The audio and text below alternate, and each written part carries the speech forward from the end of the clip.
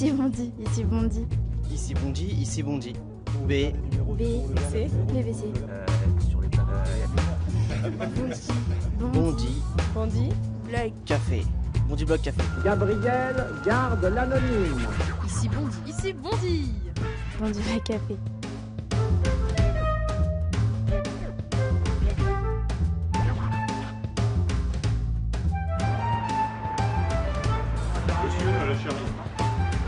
D'accord, merci.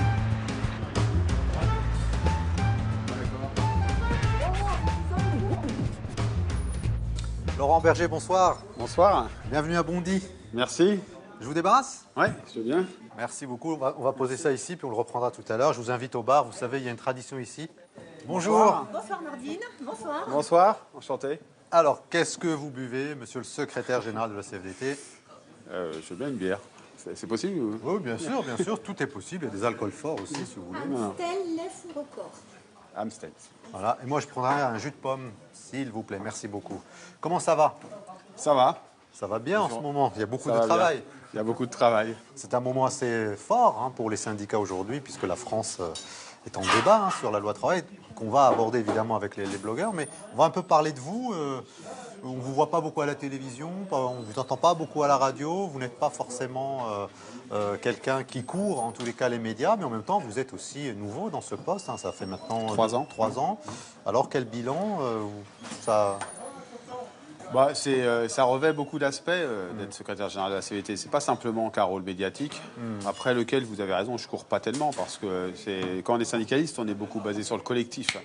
Moi, je passe beaucoup de temps à rencontrer des équipes syndicales, à aller rencontrer des militants, des salariés.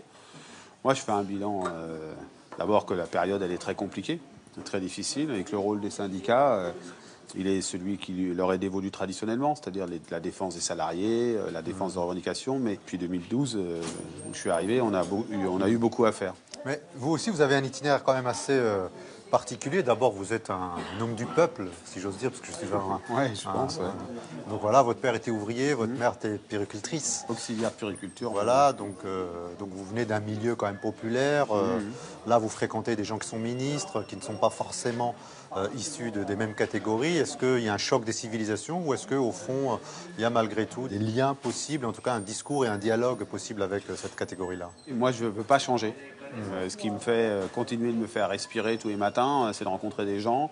C'est aussi d'aller régulièrement retourner à Saint-Nazaire, voir mes amis, ma famille. Donc, il ne faut surtout pas changer. Il faut faire son boulot sérieusement et il ne faut pas se prendre au sérieux. Qui sont aujourd'hui les militants de la CFDT? Ils sont de plus en plus divers. Qui sont, Ils sont de plus en plus divers. Il y a des militants, il y a les secteurs traditionnels de l'industrie, mais là aussi, ils bougent. C'est des militants qui se renouvellent, mais on couvre de plus en plus de secteurs. C'est des gens qui pensent qu'il n'y a pas de fatalité, je pense, et qu'il faut de l'action collective dans notre société, qu'on ne peut pas laisser la société dériver vers chacun se débrouille, et puis qui sont attachés à des valeurs fortes. Nous, parmi les valeurs qui nous distinguent parfois un peu, c'est l'émancipation. C'est de croire que chacun peut prendre en main une partie de sa vie dans un cadre collectif. Ouais, enfin, c'est la posture de l'autogestion de la fin des années 70. C'est l'idée que les salariés, ils ont plus à participer aux choix dont ils dépendent.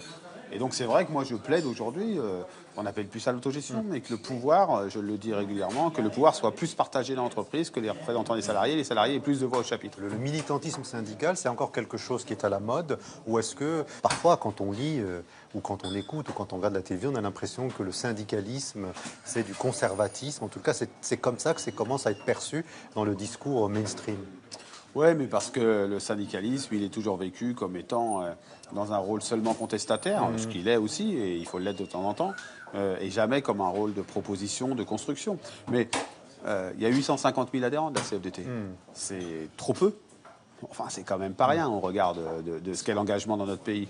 Donc, il y a 8% des salariés qui sont... salariés, ouais. donc et la CFDT, à un moment donné, a frisé les 800 000 adhérents à la fin des années Oui, on 70. en est à 850 000 aujourd'hui. Ouais. Donc, nous, on n'a pas, depuis ces années-là... Ça, c'est le chiffre officiel, 850 000. Ouais, on n'a pas perdu d'adhérents. Mais le problème, c'est que ça progresse trop peu. Et c'est vrai que le syndicalisme, il a aussi à faire sa révolution culturelle, d'une certaine manière. Les attentes ne sont pas les mêmes. forcément, selon les secteurs professionnels, selon les âges aussi. Mais nous, on s'implante de plus en plus dans des secteurs un peu nouveaux pour le syndicalisme. Alors, je vais vous montrer, Laurent Berger, si vous le permettez, la conférence de rédaction du Bondy Blog. Vous le savez, à chaque fois que nous invitons une personnalité, c'est la première chose que nous lui proposons, donc de regarder la conférence de rédaction, de réagir très vite, de terminer sa petite bière et ensuite de retrouver les jeunes du Bondy Blog. J'appuie ici et je vous propose la conférence de rédaction. On reçoit Laurent Berger, qui est le secrétaire général de la CFDT. Quelques mots sur le patron de cette centrale syndicale. Laurent Berger, j'en avais pas entendu parler. Je me demande si c'est pas révélateur en fait du fait que les syndicats se banalisent. Parce qu'à l'époque, des gens comme François Chérec, on entendait beaucoup plus parler, on les voyait beaucoup plus dans les médias, et là, c'est pas le cas. Il vient d'un milieu ouvrier, qu'il a un peu commencé sa carrière professionnelle de manière précaire, mais comme beaucoup aujourd'hui. Lui, c'était une autre époque, donc c'est à souligner. Et aussi qu'il a travaillé en lien avec des gens qui étaient en réinsertion, qui étaient au RMI, qui étaient au chômage, etc. Donc il a vraiment été au contact de la précarité. Depuis 2012, il signait beaucoup les réformes gouvernementales, il signait à chaque fois. Mais depuis cette réforme pour la loi du travail, il est un peu plus contre, il tape un peu plus le poing. Et donc là, on voit que dernièrement, il est un peu plus dans les médias. On ne le connaissait pas trop, mais il est là de plus en plus souvent à marteler qu'il faut rééquilibrer cette loi justement du travail pour la rendre plus en faveur des salariés. Parce qu'en fait, la question qui se posait sur la CFDT, c'était dans quelle mesure c'était un syndicat vraiment de gauche, assez dur, qui défendait les positions en fait des salariés, notamment les plus pauvres et les plus précaires.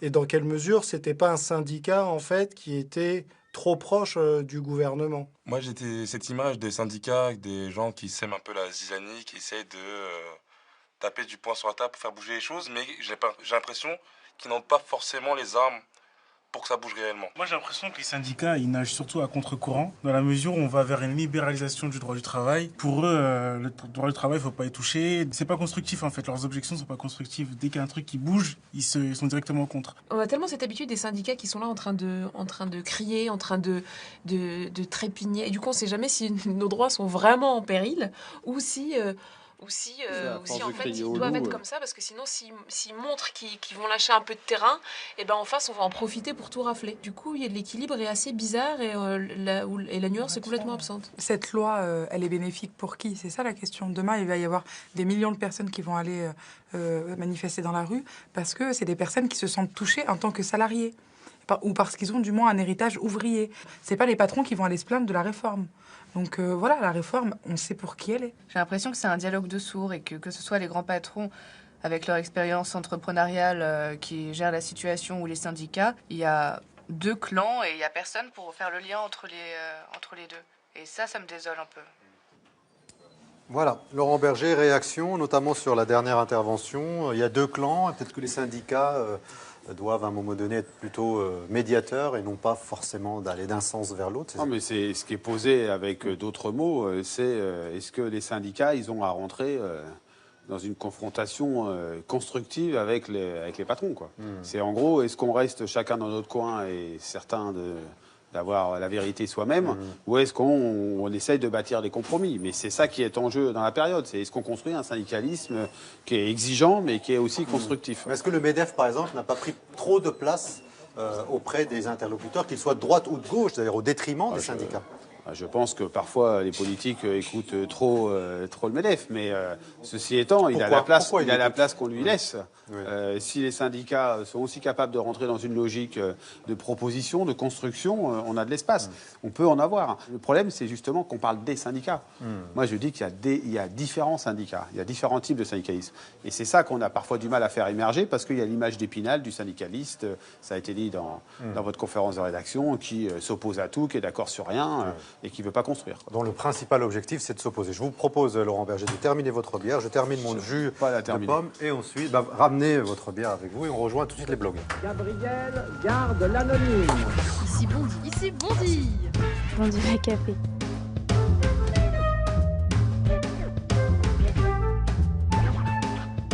Laurent Berger est notre invité au Bondi Blog Café. Merci beaucoup, monsieur le secrétaire général de la CFDT, d'avoir accepté notre invitation pour nous accompagner tout au long de cette émission. Les jeunes du Bondi Blog qui ont préparé ce magazine. Latifa Oulkouir qui est là-bas, à côté de Latifa Bala Fofana et juste à côté de moi, Pega Hosseini. Donc ce sont les 3 jeunes du Bondi Blog. Avant de démarrer, je vous propose de regarder le portrait réalisé cette semaine par Oumar Diawara.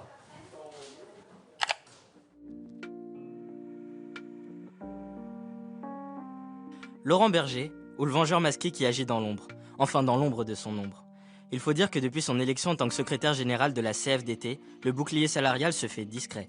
Pourtant, dans son camp, il fait l'unanimité. Le 5 juin 2014, il est réélu avec plus de 98% des suffrages. Bon, il était seul candidat en lice. Et alors, ça veut rien dire, hein. Certains le présentent comme le vrai ministre du Travail, un réformiste en faveur du dialogue social, menant une lutte contre le patronat et le Front National. C'est la classe.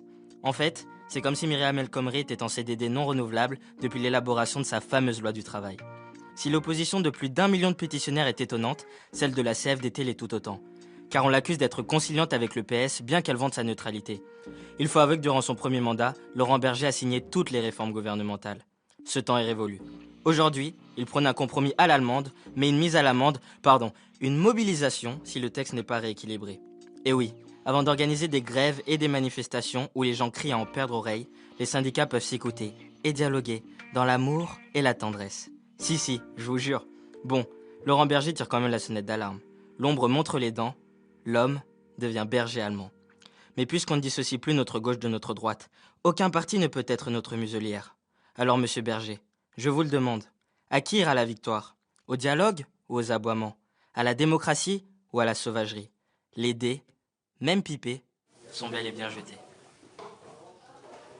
Voilà, donc édito réalisé ce mois-ci par Oumar Diawara. Réaction, Laurent Berger.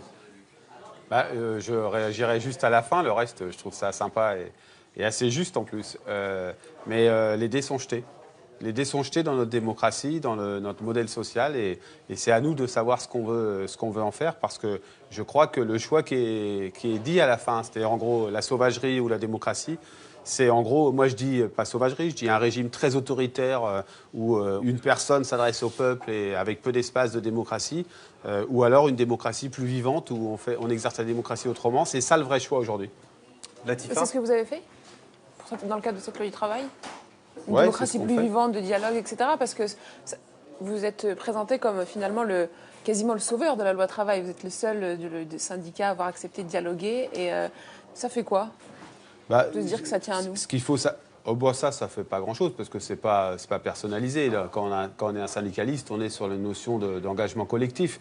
Mais ce qu'il faut, c'est regarder le contenu de cette loi de travail. Pourquoi? Normalement, elle aurait dû avoir 2 philosophies.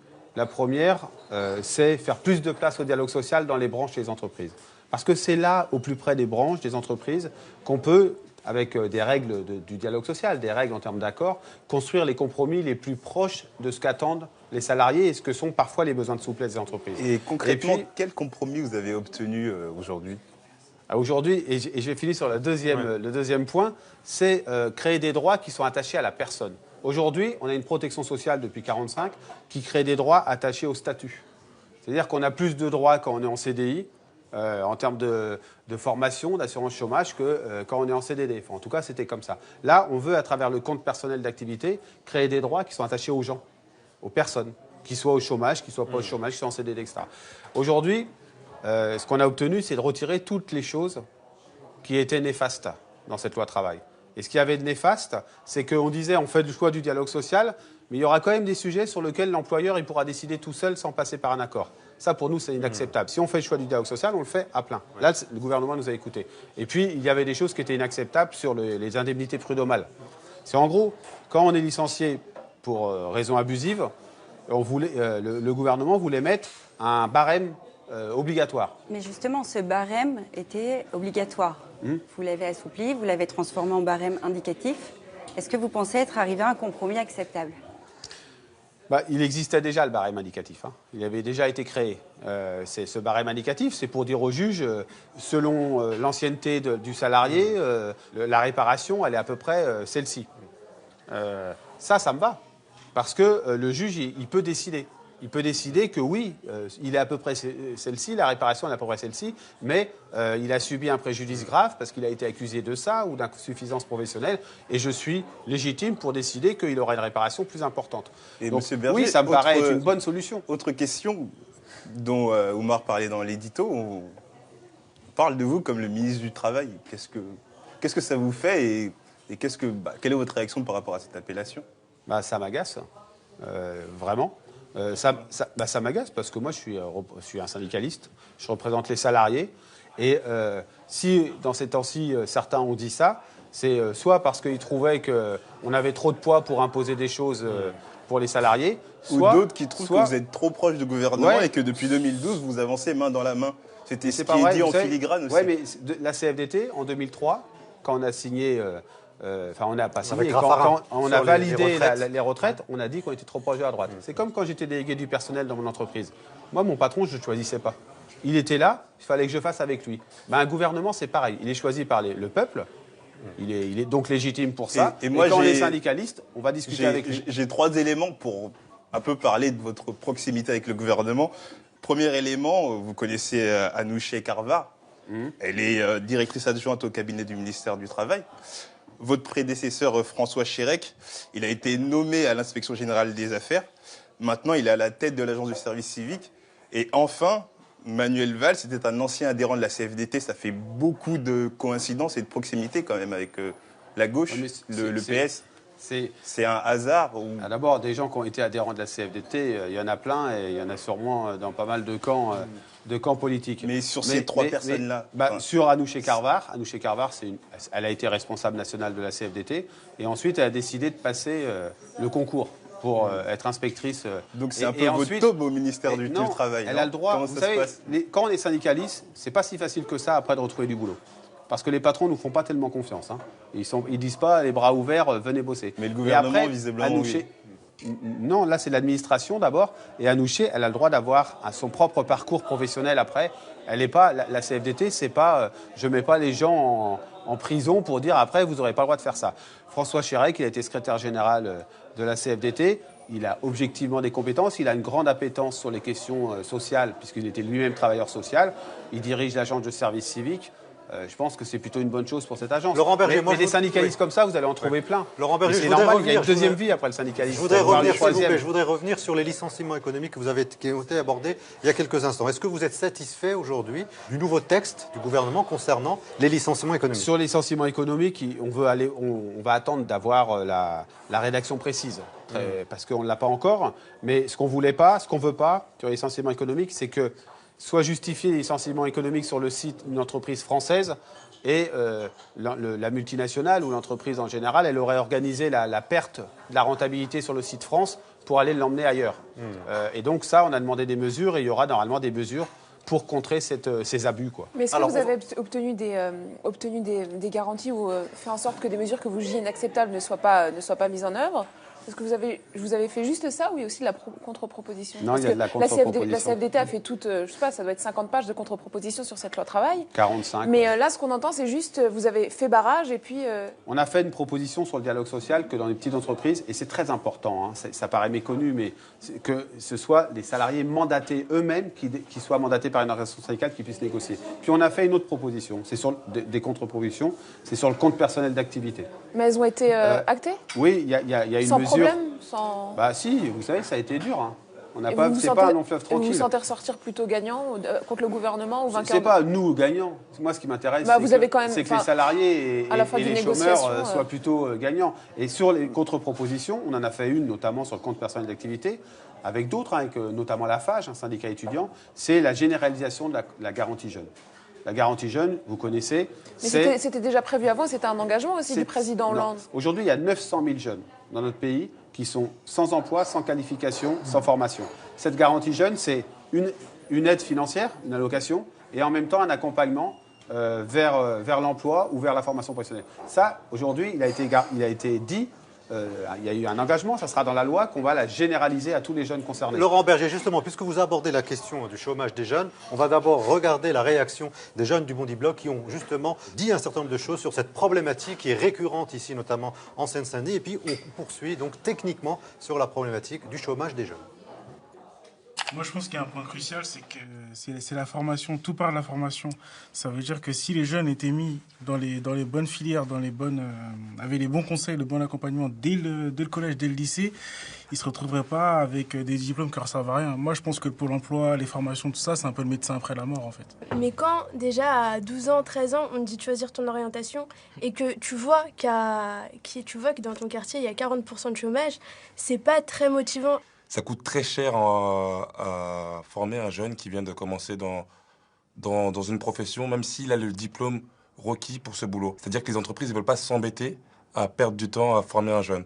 Donc ce qui fait qu'ils disent qu'on n'a pas assez d'expérience. Mais l'expérience, si on ne donne pas du boulot, on l'aura jamais. Moi, j'ai mon petit frère qui a 10 ans. Je suis à 2 doigts d'essayer de le faire bosser, taffer cet été pour qu'il commence ses expériences pro. Parce que s'il doit avoir à 20 ans, 10 ans d'expérience, ça va être très, très compliqué pour lui. Et c'est un cumul d'handicap qui fait qu'aujourd'hui, les attentes qu'ils ont, elles ne correspondent pas du tout à cette jeunesse qui est prête, qui est compétente, qui est formée, qui est motivée. Mais il y a... À l'école, on nous dit tout le temps que si on travaille bien, à la fin, on va choisir notre avenir, on va choisir notre métier. Sauf qu'on voit nos grands frères, nos grandes sœurs qui, eux, travaillent bien, qui à la fin obtiennent des diplômes, qui font des stages et puis qui au final se retrouvent au chômage. Donc en fait, on perd totalement espoir. On se dit qu'on travaille bien, qu'on travaille mal, dans tous les cas, on va se retrouver à Pôle emploi. Donc c'est la crise, quoi. Péga. Monsieur Berger, quel est l'impact concret pour les jeunes aujourd'hui, cette loi? Où en sont les jeunes? D'abord, moi je tiens à dire qu'il n'y a pas de solution miracle. Il n'y a pas la mesure qui permettrait tout d'un coup. Mais la garantie jeune, pour les jeunes peu qualifiés, c'est une avancée certaine. Il y a aussi des mesures qui ont été annoncées sur la formation et l'accompagnement des demandeurs d'emploi. Ça a été dit, c'est un point crucial, la formation. Ça ne veut pas dire que tous les gens qui subissent le chômage sont sans formation, sans qualification, donc ça ne suffit pas. Il y a un problème de confiance des entreprises dans l'embauche de jeunes. Oh, mais et on le voit, aujourd'hui, il y a un bizutage social. Et les entreprises ont objectivement une grande part de responsabilité. Mais on fait quoi quand on est patron de la CFDT? Parce que moi, je vais vous donner des chiffres. Hein. Un jeune sur 4 est au chômage en France aujourd'hui. Près de 2 millions n'ont ni emploi ni formation. 34% des actifs de moins de 30 ans ont un emploi précaire. Et 50% des pauvres en France ont moins de 30 ans. Et pas plus tard qu'en 2012, François Hollande expliquait que la jeunesse était le cœur de son projet. Or, on n'a pas du tout avancé. Ça n'a pas du tout avancé, c'est vrai. Et c'est pour ça que ce qui a été obtenu aujourd'hui... Vous savez, moi, je me rappelle la conférence sociale en 2014 pour la garantie jeune. La garantie jeune qui est un dispositif européen, financé à 50% par l'Europe. Pour en obtenir 100 000, il a fallu qu'on montre les dents à la conférence sociale en disant « nous, on ne sortira pas de la conférence sociale sans rien dire si on ne fait pas des mesures pour les jeunes qui sont les plus exposés au chômage ». Monsieur Berger, justement, depuis, là, aujourd'hui, on a fait la généralisation de la garantie jeune. Et justement, c'est le fait que vous mettiez cette mesure en avant, ça montre... On voit que d'abord, il y a eu le CICE qui devait nous garantir des emplois. Il y a eu ensuite le pacte de responsabilité. Nous, on a reçu ici Pierre Gattaz qui était venu avec un pins frappé du sceau d'1 million d'emplois. On les attend toujours. Et il y a eu aussi les emplois d'avenir. Et les contrats de génération. Tout ça, mis bout à bout, ça n'a toujours pas créé un élan pour l'emploi des jeunes. Comment vous l'expliquez, vous? Moi, je l'explique très bien. Hein, c'est que, objectivement, sur la pacte de responsabilité, le patronat n'a pas joué le jeu. Parce qu'on constate. Donc, il faut reprendre l'argent? C'est quoi En tout cas, sur celui qui est prévu, on ne reprend pas de l'argent comme ça. Vous avez préconisé de le redistribuer c'est ça. On ne reprend pas de l'argent comme ça dans les entreprises qui a été, parce que c'est pas si simple que ça. Mais sur ce qui doit être versé en 2017, oui, moi j'ai préconisé de le réorienter vers ceux qui s'engageront vraiment sur. Et est-ce que vous avez entendu sur ça? Être syndicaliste, c'est pas être entendu à chaque fois. Donc c'est accepter qu'à certains moments, on a un mur et on n'arrive pas. Là, sur le patronat, sur l'engagement sur le pacte de responsabilité, il y a des branches qui ont joué le jeu. Et puis, il y a d'autres branches, et ils ont fait donne-moi l'argent et c'est tout. Mais vous en avez pas marre d'avaler des couleuvres, en fait? Non, mais j'ai pas le sentiment d'avaler des couleuvres. Parce que j'en ai parfois assez de ne pas obtenir tous les résultats qu'on aimerait. Mais moi, quand on est syndicaliste, on s'est engagé pas pour regarder les choses se faire. Moi, je ne suis pas un commentateur. Et donc, je souhaite m'engager et prendre des risques. Et prendre des risques, c'est parfois pas réussir. C'est simple, hein. C'est de regarder les trucs puis de dire ça c'est normal, ça c'est pas normal, ça je suis contre, ça je suis pas contre. Moi, je peux le faire. Tout le monde peut le faire. Ça, la France est un pays de commentateurs. Qui le fait aujourd'hui? Qui le fait, par exemple, dans les centrales syndicales en France? Moi, j'aime pas critiquer. Hein. Non, mais on peut quand même dire. Mes collègues. Non, mais je crois qu'il y a un type de syndicalisme qui demande à l'État de tout faire. Qui existe encore? Oui, qui existe encore, mais qui n'est pas contestable en soi. Hein, je veux dire, c'est pas. Et puis, il y a d'autres formes de syndicalisme, je pense, qui se disent on va essayer de trouver les compromis et de s'engager. Quand on trouve un compromis, il faut qu'il y ait de la loyauté de l'autre côté. Il n'y en a pas toujours. Cette loi, elle reprend essentiellement les préconisations du MEDEF. Donc on peut dire que vous êtes globalement d'accord avec... Là, aujourd'hui, il faut les entendre. À la sortie de la réunion de Matignon, le MEDEF et les organisations patronales hurlent. Donc, pourquoi? Parce qu'on a mis fin au plafonnement obligatoire des prud'hommes, parce qu'on a obligé de passer par un salarié qui serait mandaté par un syndicat pour négocier, parce qu'on a redéfini le licenciement économique, parce qu'on a fait notre boulot de syndicaliste. On a dit ça, on n'est pas d'accord, on n'est pas d'accord. Et si vous le laissez...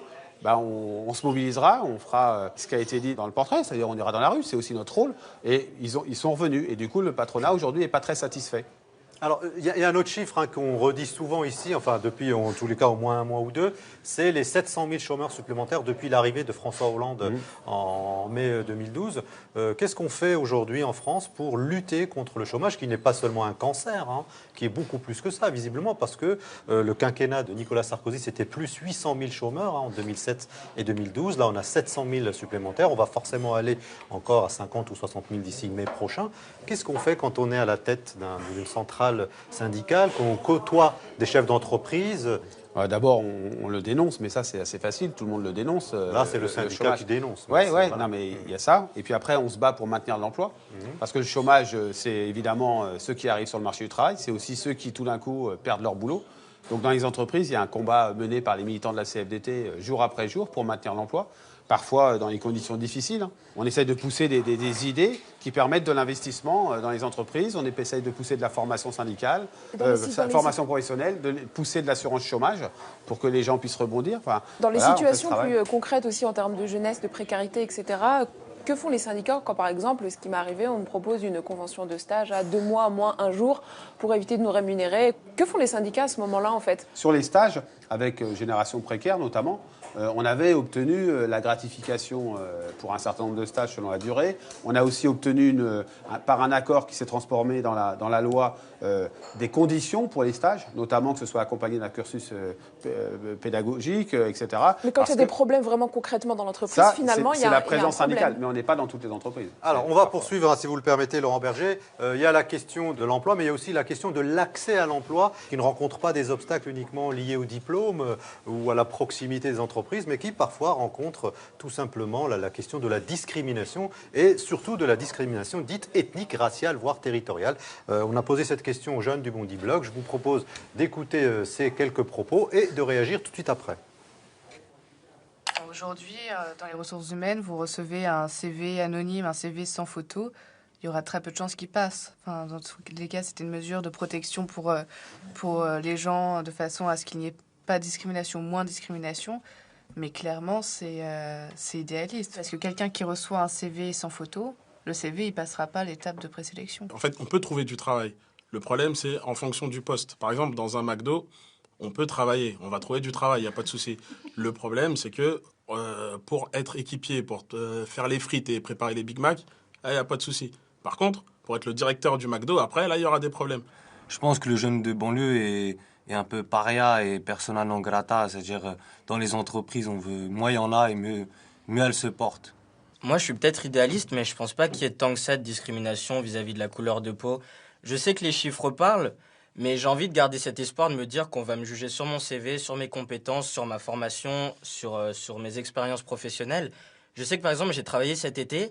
Il y avait une Koulibaly, il y avait un Kouachi, il y avait des Noirs, il y avait des gens de toutes les origines, et je bossais pas chez KFC pourtant. Moi j'aimerais bien être aussi idéaliste que toi, mais sachant que là en ce moment on est en pleine recherche de stage, et moi j'ai clairement une copine qui s'est fait recaler parce elle avait un nom à consonance maghrébine, elle a changé son CV, elle a mis le nom de sa mère, parce que l'avantage de la binationalité, elle a mis le nom de sa mère, et puis elle a eu plus de réponses. Donc le truc c'est que j'aimerais bien être idéaliste, mais quand à 20 ans t'es déjà confronté à tout ça pour un stage, c'est un peu complicado.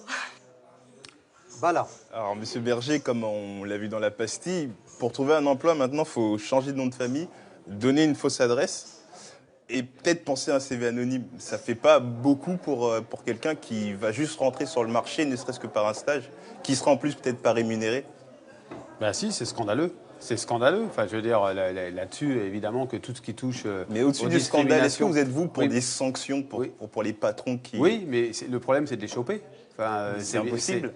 Ben justement, on a essayé le testing à une époque, ça a marché à certains endroits, mais on en prend un sur.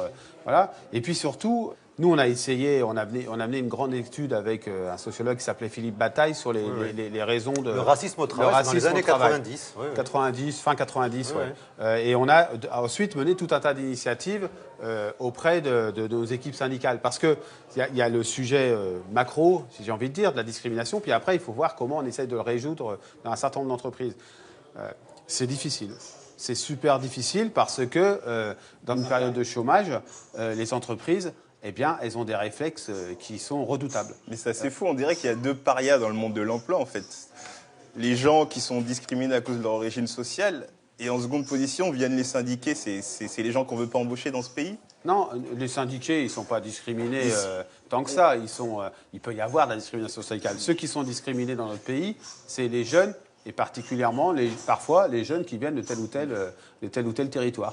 Moi, j'ai encore plein de chiffres. Je suis désolé, je vais encore vous donner des chiffres. Mais les facteurs les plus discriminants, selon une étude du Défenseur des droits, le fait d'avoir plus de 55 ans, le fait d'être enceinte, le style, l'obésité. Il y a aussi le handicap, visible ou invisible. Et pour 6 personnes sur 10, le fait d'avoir un nom à consonance étrangère et une autre nationalité ou un accent étranger. Qu'est-ce que vous feriez en plus les discriminations, pour avoir... après le travail de Philippe Bataille, pas mal bossé sur la question.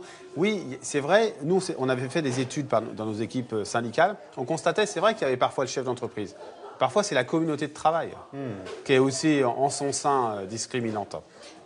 Et moi, j'essaye de ne pas être binaire, ça veut dire que parfois, c'est aussi... ce sont aussi les salariés eux-mêmes qui donc c'est du bas vers le haut et vice-versa. Non, mais les discriminations, ça serait trop simple que ce soit le salaud de patron qui discrimine à chaque fois. Je pense qu'on est dans une société qui a une tolérance aux discriminations trop forte et un monde du travail qui parfois a cette tolérance aussi. Et moi, je préférerais que pointer juste une responsabilité, ce serait plus simple. Et les entreprises en ont une, mais la société, en règle générale, en a une. Oui, mais on est aussi dans une société qui fait beaucoup de constats et qui préconise très peu. Donc, qu'est-ce que vous préconisez pour ça? Des sanctions, des campagnes de dénigrement contre les entreprises qui discriminent? Oui, quand on les attrape. Oui, quand on les attrape. Mais le problème des discriminations, c'est que c'est souvent des discriminations rampantes, beaucoup plus diffuses que ça. Bien sûr, si on trouvait une entreprise qui dit dès que le CV vient de Bondy ou on ne prend pas, ça serait très simple. Mais comment vous l'apprenez? On a essayé avec le CV anonyme. On a essayé ça. On était. Nous, on entend parler que au passé. On dirait qu'il n'y a plus rien à faire et que vous avez il y a à faire, mais il y a à faire, c'est en essayant d'ouvrir les esprits. Mais comme dans beaucoup de choses dans la société aujourd'hui. C'est-à-dire que on peut aller sur des choses légales. Il faut aller sur des choses avec des sanctions. Mais on va pas. C'est pas seulement une question de quota. C'est-à-dire, c'est pas cette question-là qu'il faut pas le prendre comme ça. C'est une question d'ouverture de la société. Il y a certaines entreprises, quand elles ont des besoins, elles sont moins regardantes quand elles ont des besoins. Et le problème du chômage aujourd'hui, c'est qu'il n'y a pas d'emploi pour tout le monde et que du coup, eh bien, on élimine par des facteurs discriminants une partie de la population. Alors, une autre catégorie qui est discriminée en France, ce sont les réfugiés qui viennent d'un certain nombre de territoires et qui passent ici sur le territoire français. Ils s'échouent d'ailleurs beaucoup d'entre eux à Calais. Je vous propose l'abécédaire. Nous avons utilisé le mot jungle, puisqu'on a beaucoup parlé de la jungle de Calais depuis quelques semaines dans les médias. Le mot jungle vu et corrigé par les jeunes du Bondy Blog via l'abécédaire. J comme j'en ai marre, qu'on parle de jungle comme s'il s'agissait d'animaux. J comme jihad, la lutte spirituelle contre soi-même. U comme uni pour changer les choses. U comme urgence, l'état d'urgence est de plus en plus contesté en France. N comme Nicolas Machiavel pour une vision différente de la politique. N comme le naufrage des migrants qui veulent aller en Europe. N comme le naufrage de l'Europe. G comme galère, parce que personne ne prend plaisir à quitter son pays. G comme Guyane, pour toutes les populations autochtones qui se battent pour les droits qu'on ne leur donne pas. L comme lieu de vie, parce qu'avant d'être une jungle, c'est un lieu où vivent des gens. E comme économique, parce que tout dans la tête et rien dans les poches, malheureusement.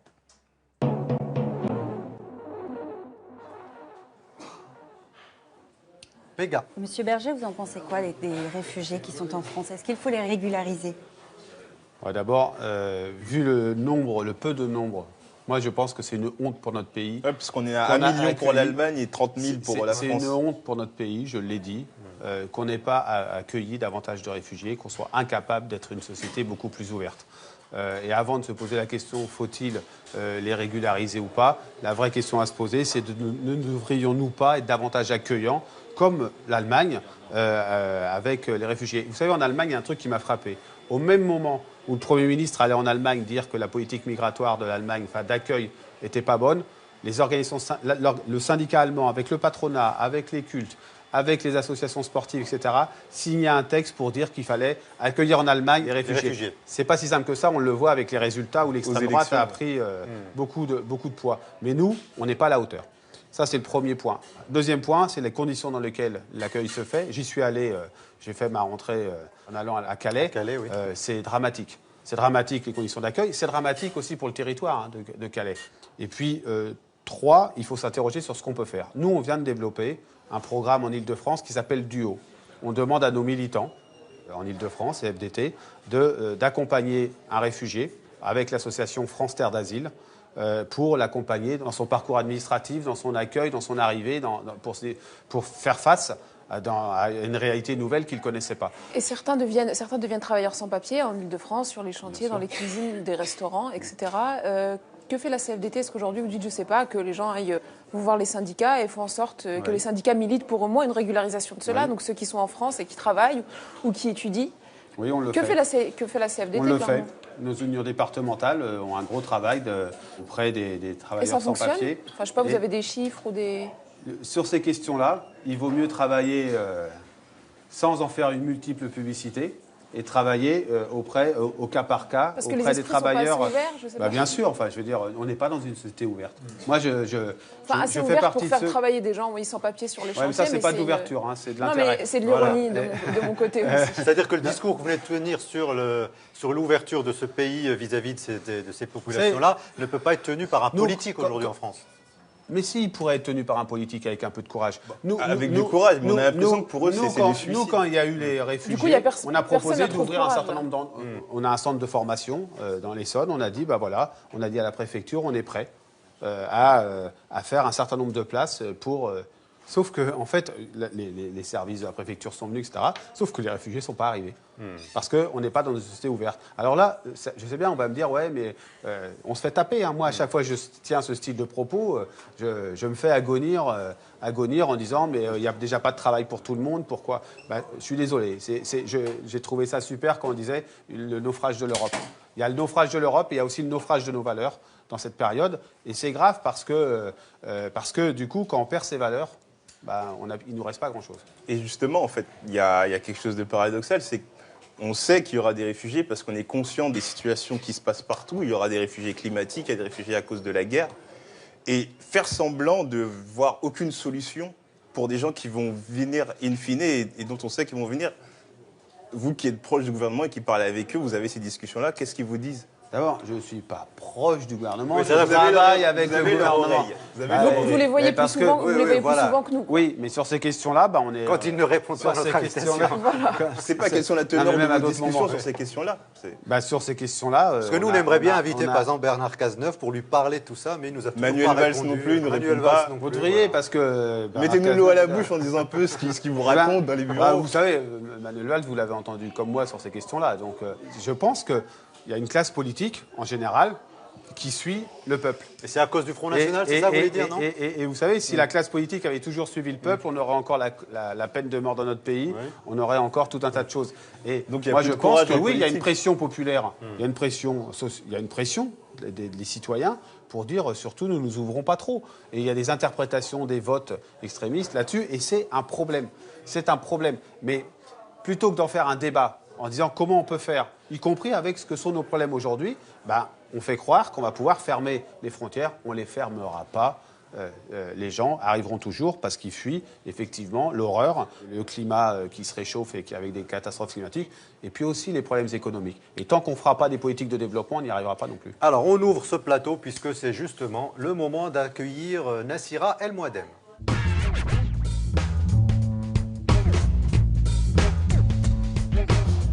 Bonsoir Nassira. Bonsoir à vous deux. Bonsoir. Bonsoir Monsieur Berger. J'ai une question sur la méthode concernant la loi travail.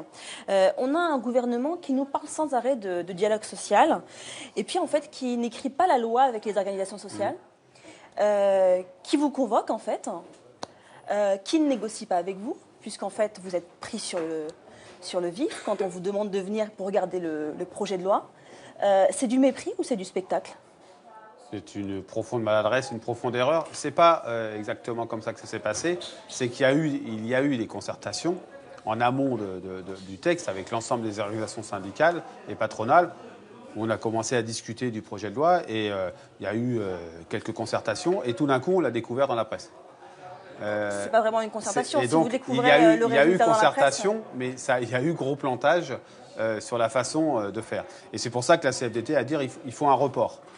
Ça nous a profondément énervé, évidemment. On a dit qu'il faut un report de cette loi, ce qui a été fait, et il faut rentrer dans une vraie concertation. Là, il y a eu concertation.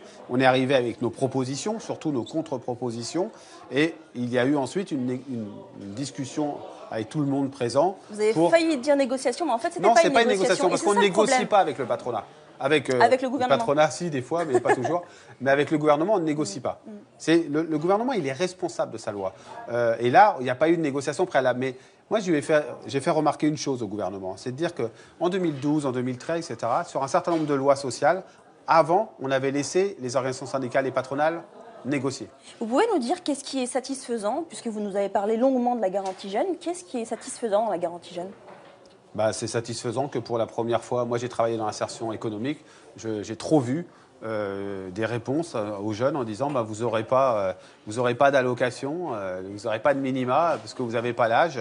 Et donc là, c'est l'instauration d'une aide qui est juste une aide.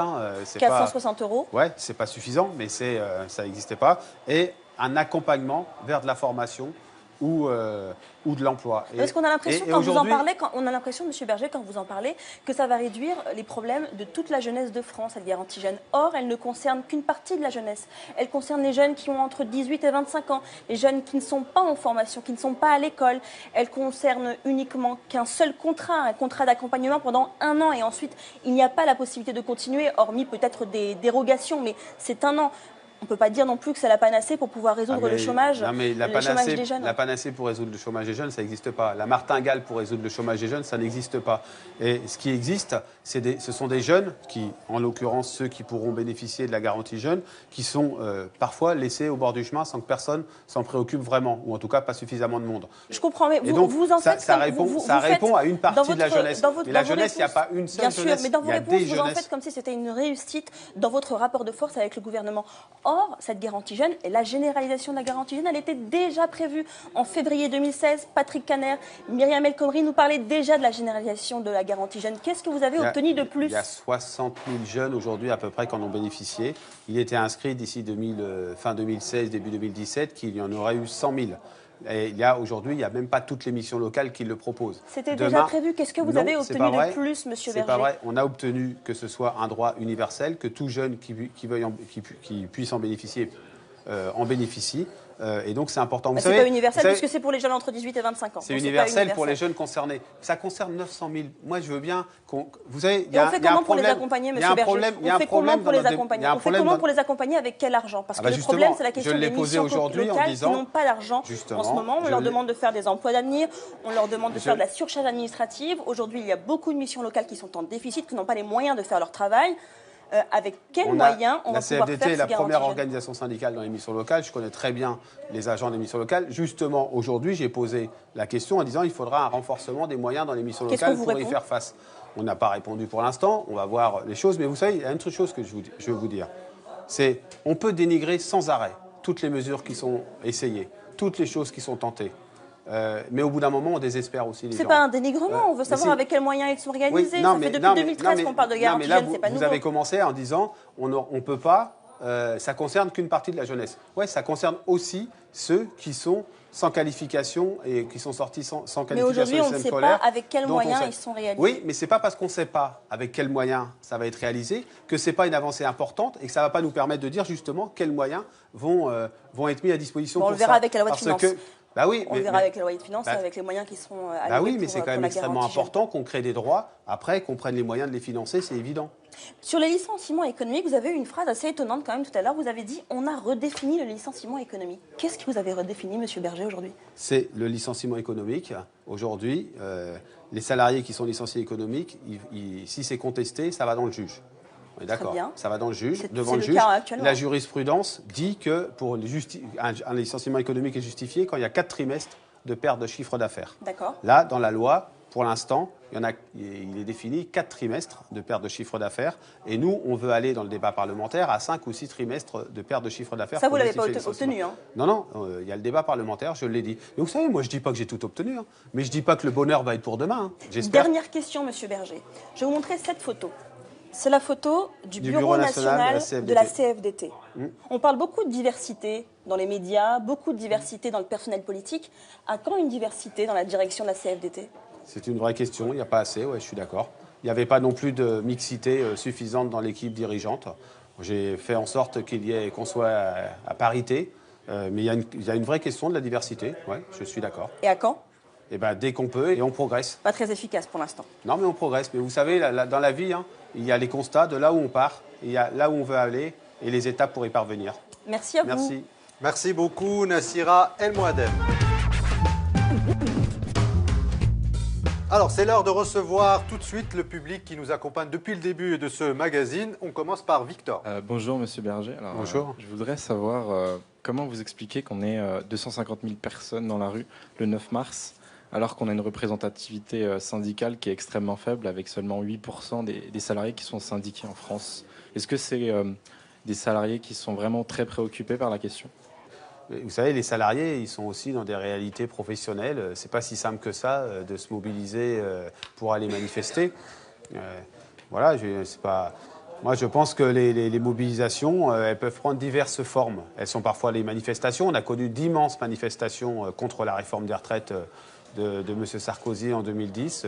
Et puis, des fois, on a des rassemblements, on a des mobilisations qui sont ponctuelles dans les entreprises. Vous savez, le syndicalisme, c'est pas que dans les grandes manifestations interprofessionnelles, c'est tous les jours dans les entreprises des militantes et des militants qui font ce travail, qui se mobilisent d'une manière ou d'une autre pour faire valoir les droits des salariés.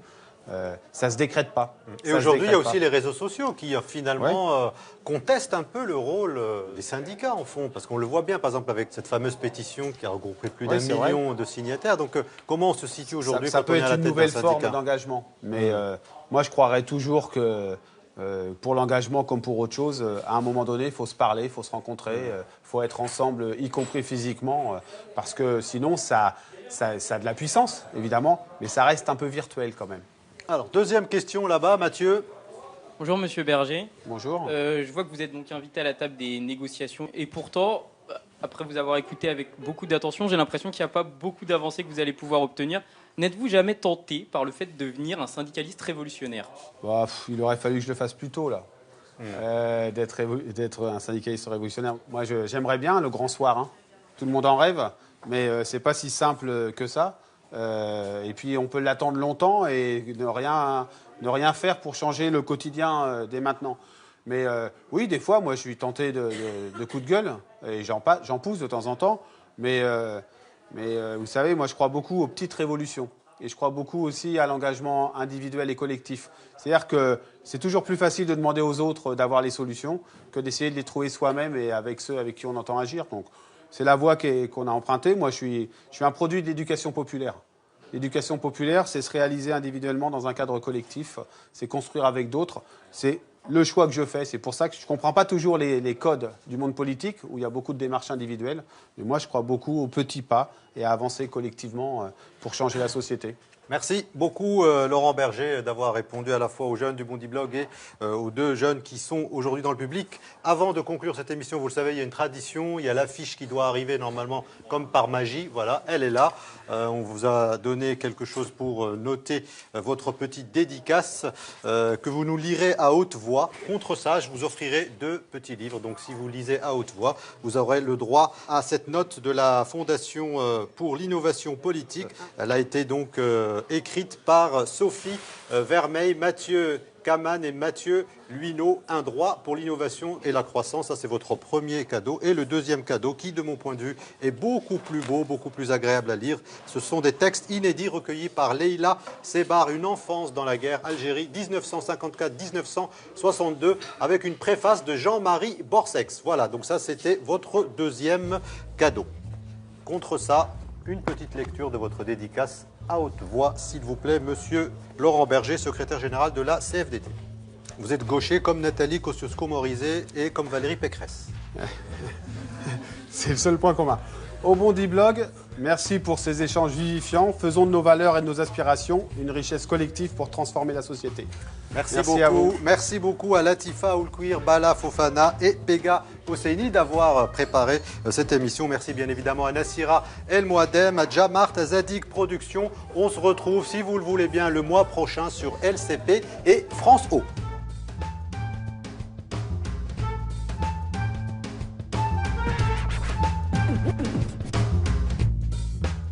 C'est le premier syndicaliste en chair et en os que j'ai vu de ma vie, déjà. Enfin, syndicaliste déclaré, en tout cas.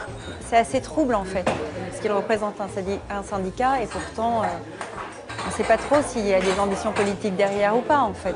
Ouais, c'est vrai que ça change. On se dit que les syndicats, ils doivent être là pour crier et dire non, vous ferez pas ça, vous ferez pas ça. Et voilà, la CFDT, historiquement, est dans une autre perspective, et on l'a bien vu ce soir dans le dialogue de Laurent Berger. Eux, ils essayent de jouer les Allemands ou les Scandinaves dans un pays où il y a 8% de syndiqués. C'est ça le gros point faible, en fait. Il avait une forme de sincérité touchante, en fait, ce soir, et qui laisse place au doute, à la discussion. Et il est capable de dire qu'il n'y a pas de courage politique aujourd'hui en France. Ça fait du bien d'avoir quelqu'un en face de soi qui n'est pas persuadé ou qui fait semblant de détenir la vérité vraie.